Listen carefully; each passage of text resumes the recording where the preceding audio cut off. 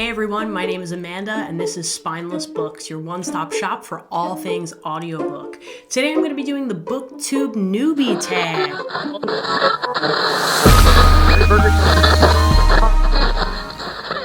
So let's get right into it. Why did I want to start this channel? So honestly, I absolutely love reading. I'm obsessed. I can't help myself. I can't stop. I read every day. But something that's a little different about me is that I exclusively listen to audiobooks. So why does that matter? Honestly, I feel like I'm always defending audiobooks. There are a lot of people out there that say audiobooks aren't reading, you're listening, you're not reading to a book. But here's the truth. I can go into any book discussion and I can have a hell of a discussion with everyone there. And I remember character names and quotes and all kinds of things. So if I'm not reading, what am I doing? And I hate to break to you, boys and girls, but listening to a book is reading. So it counts. And I want people to know that it counts. And I want people to feel good about the fact that listening to an audiobook counts as reading. So that's a lot of why I'm here. I think I mentioned what I bring to BookTube that's unique in my last answer with the fact that I cover exclusively audiobooks. So on my channel, you're going to hear about things like the plot and the story and the characters, but you're also going to hear about the narrator. And that's not something that I personally have seen. And for a lot of people, the narrator can make or break a book. So to me, hearing that production value, the way the audiobook is going to go is really a helpful piece. And I have pink hair. What else do you need?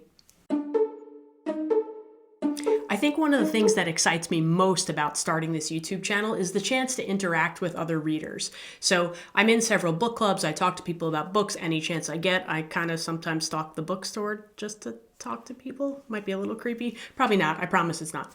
But I'm really excited to get to hear people's opinions about the books that I'm reading, the books that they're reading. I mean, crowdsourcing an opinion is an amazing experience. You get to hear lots of things. I'm excited to hear from people who are from other places, other walks of life, other cultures, other countries, other everything. So I really love that idea, and I can't wait until there's interaction in the comments and people are really excited to be dialoguing with me about books, because honestly, that's what I'm so excited about. Why I love reading is kind of a complicated answer because, truthfully, I've always loved reading, but I took a really long break from reading, and I think I can remember exactly what ruined it for me, and I hate to say it, but it was The Scarlet Letter my junior year of high school. And it wasn't really so much the story, but I discovered as I was reading that book that I needed glasses. I gotta tell you, astigmatisms are like a real issue, as you can see.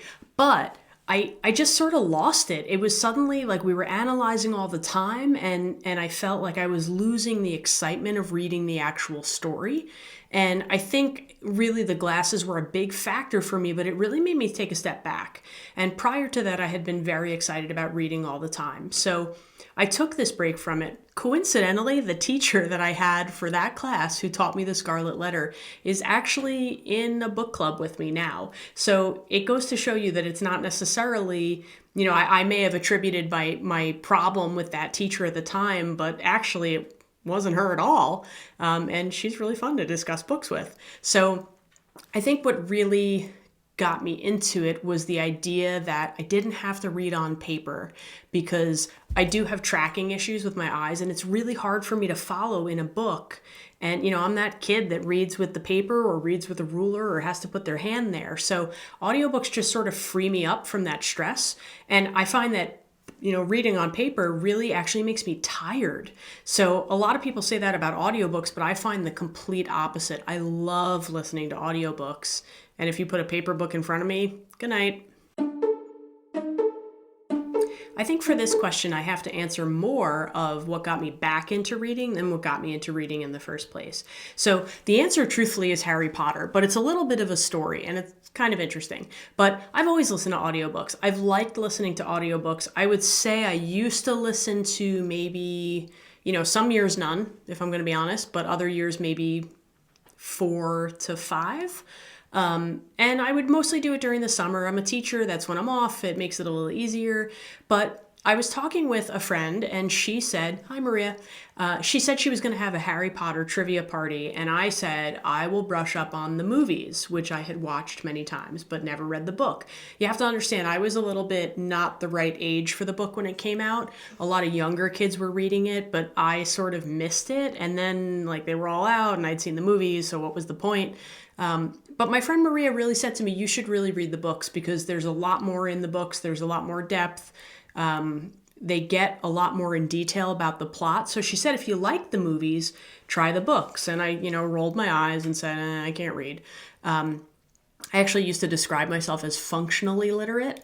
But Maria suggested, why don't I try the audiobooks? And I thought, oh, well, yeah, I like audiobooks. Sure. Now, if you're not familiar with Jim Dale, who narrates Harry Potter, he's basically a full cast in a single person. So it was a great place to start. And I found I really enjoyed them. I was getting into it. It was going really well. I probably was about 4 books in my 3rd month, which for me, like that was a pretty good pace. And then I found out the date of the trivia party and I thought, whoa, I better push through this. So I really sort of sped up how frequently I got back to the book. And one of the rules that I made for myself was every time I finish a book, I have to start the next 10 minutes of the next book that day. So if I finish a book at 11:30 at night, I'm doing 10 minutes of that next book. I have to get right into it.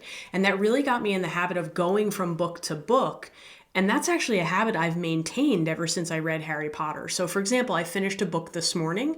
I haven't started a new book yet, but I will start a book before I go to bed tonight because I have to follow my rule. And that rule lets me jump right into the next world and it lets me jump right into the next story. And sometimes it takes a minute and sometimes I restart if I feel like in the morning I don't really remember what I listened to late at night. But that's okay. And it's kept me going. So Harry Potter in a way is to credit, but I feel like it's something that was always there all along. And what Harry Potter gave me was the ability to discipline myself and actually commit. And the more it became a habit, the more I started doing it every day, the easier it got and the more I actually loved it. So here we are.